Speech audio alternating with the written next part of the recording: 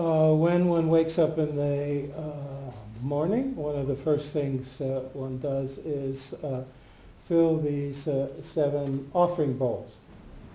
Kai pabundate ryte, pirmas dalykas, kurį padarote, tai yra pripildote šitos 7 dubenėlius vandens. They were the offerings that were made to the Buddha and also to any honored guests. Tai yra aukojimai, kuriuos atliekate Budai ir kitiems gerbiamiems svečiams.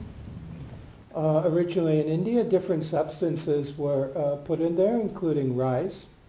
Indijoje kaip aukojimai buvo pateikiamos skirtingos medžiagos, įskaitant ryžius. But in Tibet, the water was so pure and excellent, it was sufficient just to offer water. O Tibete vanduo laikytas tokiu tobulu ir puikiu, kad aukojimai užteko vien tik vandens. So it's the same here in Lithuania. Taigi Lietuvoje yra taip pat. So there is argam, or water for drinking, Pirmasis yra argam, geriamasis vanduo. padyam, or water for washing. Antrasis padjam, vanduo prausimuisi. They are water, and then the third is pushpe, or flowers. Trečiasis yra pušpa, gėlės. Then dupe, or incense. Dupe smilkalai. Aloke, or lamp. Alokė lempa. Gande, or perfume water. Gande parfumuotas, kvepintas vanduo. And then navidya, or food. Navidijai maistas.